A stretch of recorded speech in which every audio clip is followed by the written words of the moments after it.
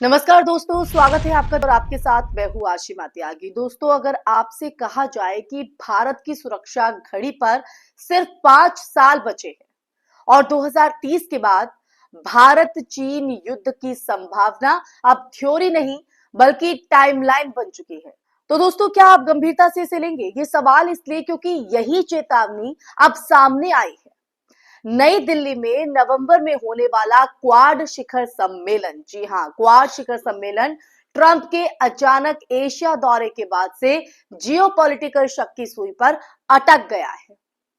जिस रणनीतिक गठबंधन को एशिया में चीन की काट माना जाता था, उस पर अब सबसे बड़ा सवाल यही है दोस्तों, क्या क्वाड अब सिर्फ कागज पर बचा है और जमीन पर खत्म हो चुका है? अक्टूबर में ट्रंप एशिया दौरे पर निकलते हैं। भारत पहुंचने में बजाय अपने बयान में फिर वही आक्रामक जो भाषा है वो दोहराते हैं, जो भारत अमेरिका रणनीतिक साझेदारी की बुनियाद पर दरार डालती है दोस्तों। पूरी दुनिया ने देखा है, पूरी दुनिया ने इस बात को जाना है कि अमेरिका के डिफेंस सेक्रेटरी पीट हेगसेथ ने जापान, ऑस्ट्रेलिया और फिलीपींस की रक्षा मंत्रियों के साथ एक अलग बैठक की। ध्यान दीजिए दोस्तों, अलग बैठक। इसमें क्वाड के 3 देश शामिल हैं, भारत नहीं। वहीं फिलीपींस, जो क्वाड का सदस्य नहीं रहा, इस मीटिंग की टेबल पर बैठा है, शामिल हुआ है। यही वो पॉइंट है जिसने इस नई बहस को जन्म दिया है। क्या अमेरिका अब भारत को हटाकर फिलीपींस को क्वाड के विकल्प के रूप में आगे बढ़ा रहा है?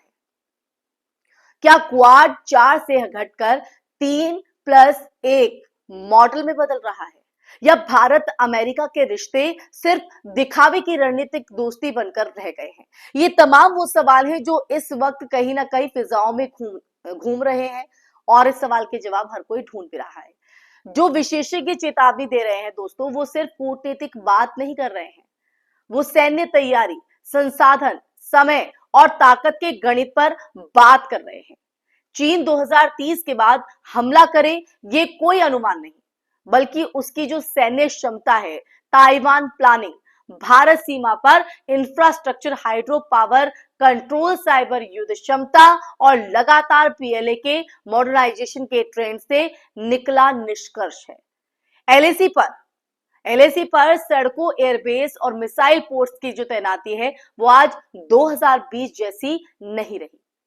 चीन अब लॉन्ग गेम खेल रहा है। वो सीमा पार लड़ाई से पहले डिजिटल डोमेन, सैटेलाइट नेटवर्क, आर्थिक दबाव, समुद्री घेराबंदी और सप्लाई चेन हथियार का इस्तेमाल करेगा। वॉर विदाउट वॉर उसका जो पहला चरण है, वॉर विदाउट वॉर, क्या समझिए आप इस बात को? दूसरी तरफ आप देखिए, भारत की चुनौती सिर्फ चाइना नहीं है, बल्कि बदलती वैश्विक लॉयल्टी भी है। अमेरिका चीन को काउंटर करने के लिए भारत को चाहता है, लेकिन भारत को बराबरी की शर्तों पर स्वीकार करने में उसकी जो हिचक है, यानी अमेरिका की हिचक जो है वो साफ दिखती रहती है। क्वाड को लेकर आज जो सबसे बड़ा भ्रम है दोस्तों, वो यही है कि ये हिंद प्रशांत में नेटो जैसा सुरक्षा ढांचा नहीं, बल्कि एक सहयोग मंच है जिसमें सैन्य हस्तक्षेप की बाध्यता नहीं है। यानी युद्ध हो जाए तो क्वाड अपने आप भारत की सेना नहीं बनेगा। यही वजह है कि क्वाड की ताकत चीन के लिए कितनी डिटरेंट है, और ये सवाल आज पहले से बड़ा हो गया है दोस्तों। अब असल और सबसे अहम सवाल, क्या भारत के पास 5 साल की तैयारी के लिए समय पर्याप्त है? सैन्य विशेषज्ञ मानते हैं कि भारत को 3 स्तर पर तैयारी करनी होगी। 3 स्तर: सीमावर्ती इंफ्रा और निगरानी क्षमता को पीएलए की बराबरी या उससे आगे ले जाना। दूसरा, नौसेना और एयर स्पेस में प्रभुत्व बढ़ाना, क्योंकि 2030 का युद्ध सिर्फ जमीन पर नहीं, समुद्र, आसमान, साइबर स्पेस में लड़ा जाएगा।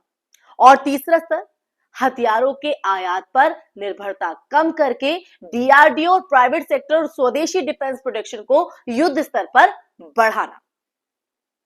और दोस्तों, इस सब में अगर देखा जाए तो अच्छी बात यह है, अच्छी बात यह है कि Rafale, BrahMos, Tejas INS Vikrant, S-400 quantum communication, AI आधारित निगरानी सिस्टम और सेमीकंडक्टर मिशन भारत की तैयारी की जो नींव है वो बन रहे हैं।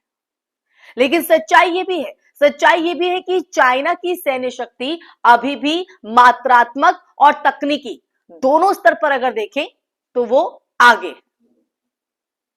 तो ऐसे में सवाल है कि तो क्या 2030 युद्ध की गारंटी है? नहीं। क्या ये असंभव है? बिल्कुल भी नहीं। युद्ध तभी टलता है दोस्तों जब प्रतिद्वंदी ये मान ले कि कीमत जीत से भारी पड़ेगी, और इसी को कहा जाता है डिटरेंस। भारत को यही जो ताकत है वो अगले 5 साल में बनानी होगी। और ये लड़ाई सिर्फ सेना की नहीं बल्कि कूटनीतिक, तकनीक, अर्थव्यवस्था, सप्लाई चेन, सैटेलाइट नेटवर्क, समुद्री गलियारों और ग्लोबल गठबंधनों की भी होगी दोस्तों। इसलिए इस पर चर्चा करना जरूरी था और चाइना का रुख भी जरूरी है। तो अंत में यही कि 5 साल भारत के सर्वाइवल काउंटडाउन नहीं है बल्कि सुपर पावर एंट्री विंडो है। अगर भारत ने इस खिड़की का इस्तेमाल कर अपनी सैन्य, आर्थिक, रणनीतिक ताकत को निर्णायक स्तर पर खड़ा कर दिया तो 2030 युद्ध की तारीख नहीं, भारत के उदय की हेडलाइन बन सकता है। सवाल सिर्फ इतना है कि क्या हम तैयार होंगे? समय कम है, दांव पड़ा है और इतिहास तेजी से करवट ले रहा है।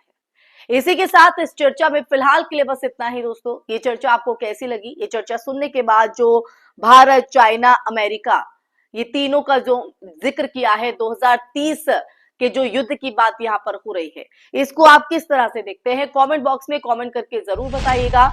इसी के साथ आप लोगों से इजाजत लेना चाहूंगी, फिर हाजिर होंगी कैसे ही मुद्दे के साथ। तब तक के लिए अपना ख्याल रखिए। जय हिंद, जय भारत, नमस्कार।